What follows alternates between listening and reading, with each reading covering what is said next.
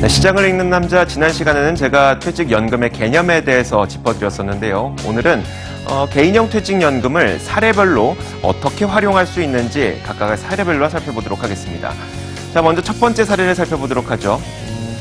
일단 퇴직연금이 아닌 퇴직금을 받으시는 분들, 퇴직금 제도를 운영하고 있는 기업에 다니시는 근로자의 경우에는 회사에서 아마 퇴직을 할 때 안내를 해줄 겁니다. 이제 퇴직금 드려야 되는데 개인 계좌로 받으실래요? 아니면 개인형 퇴직연금 IRP 계좌로 받으실래요? 라고 물어볼 겁니다. 그때 여러분들은 선택을 하시면 됩니다. 개인 계좌로 받아도 되고요. IRP 계좌로 받아도 되는데 그러면 이 개인 계좌로 받을 때와 IRP 계좌로 받을 때 무슨 차이가 있을까요? 만약에 받아야 될 퇴직금이 1억 원이라고 할 때 개인 계좌로 받겠다고 선택을 하게 될 경우 퇴직소득세 약 1,000만 원 정도를 원천 징수를 하고 여러분의 계좌에 들어오는 금액은 9천만 원 정도가 됩니다.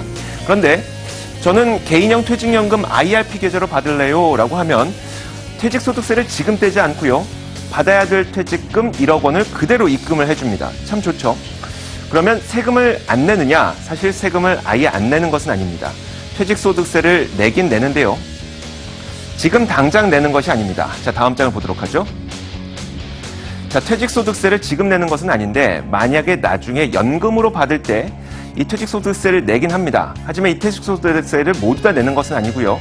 그 퇴직소득세를 또 30%를 깎아줍니다. 조금 전 사례에서 봤던 1,000만 원이라고 한다면 300만 원을 깎아주고 700만 원만 낼 수 있도록 이렇게 해주죠. 이렇게 퇴직소득세를 깎아주는 그런 혜택도 있습니다. 또 한 가지 혜택이 더 있는데요.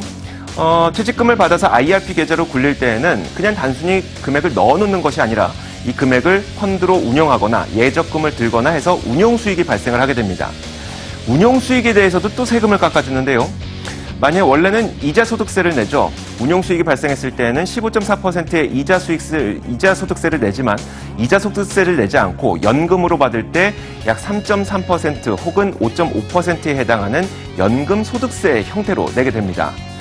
운용수익에 대해서도 세금을 깎아주는 IRP인데요. 자, 두 번째 사례가 바로 퇴직연금 제도를 도입한 기업의 경우입니다. DB형이 됐건 DC형이 됐건 관계없이 이 기업에 근로하고 있는 근로자들은 무조건 IRP 계좌가 필요합니다. 회사에서 이렇게 안내를 할 겁니다. 만약에 퇴직하게 될 경우 이제 퇴직금을 드려야 되니까 IRP 계좌를 만드세요. 없으면 만드셔야 됩니다. 아니면 알려주시면 되고요. 라고 안내를 해줄 겁니다. 자, 그런데 이 DB형과 DC형이 좀 나뉘게 되는데요. DB형을 도입하고 있는 기업에 다니는 근로자가 이 개인형 퇴직연금 IRP를 어떻게 응용을 할 수가 있을까요?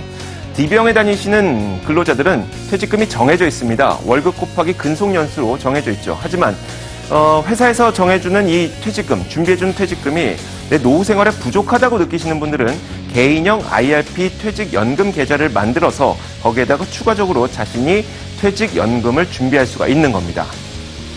DC형에 다니시는 분들도 마찬가지로 추가적으로 개인적으로 자신의 퇴직연금을 준비할 수 있다는 장점이 있긴 있는데 DC형은 사실 이렇습니다. 매년 회사가 퇴직금을 정산해서 근로자들의 DC형 계좌에 돈을 넣어주게 되고 그 돈을 근로자가 직접 운용을 해서 나중에 퇴직했을 때 수익이 나면 그 수익금까지 근로자가 가져가게 되는 게 DC형인데 회사마다 좀 차이가 있습니다.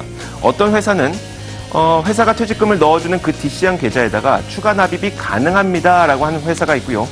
우리 회사는 이 DC형을 운영하고 있긴 하지만 추가 납입은 안 돼요 라고 하는 기업이 있습니다. 그러면 DC형 계좌에 추가 납입이 가능한 그런 기업에서는 그냥 이 계좌에다가 자신이 추가적으로 돈을 넣어서 이 퇴직연금을 추가로 준비하시면 되는데 사실 추가 납입이 안 된다고 하는 그런 기업의 경우에는 이런 기업에서는 IRP 계좌를 따로 만들어서 개인형 퇴직연금을 추가로 준비하시면 되는 겁니다.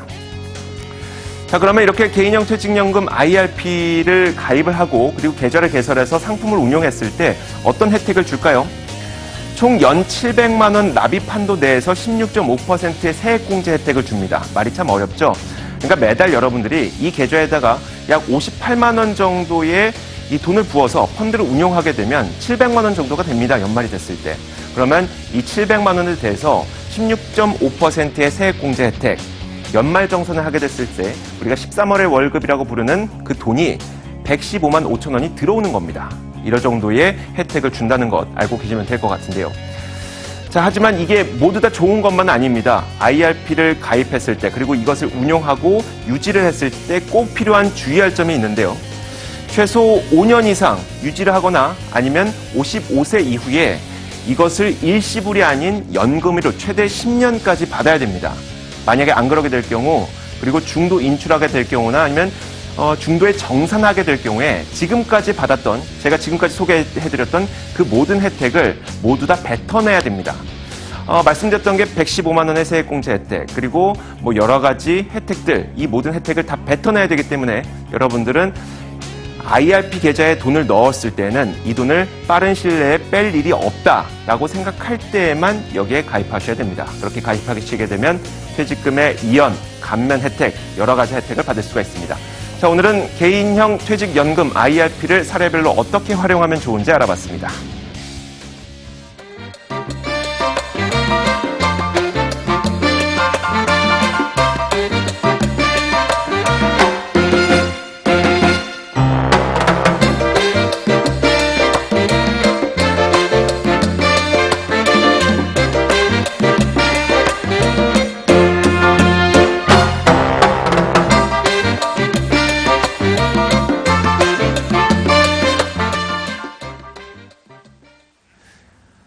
네, 저희 경제시사토크 사이다가 준비한 소식은 여기까지입니다. 저희는 이제 내일 금요일 오전 11시에 더 풍부한 내용을 들고 찾아오도록 하겠습니다. 오늘도 시청해주신 여러분 고맙습니다.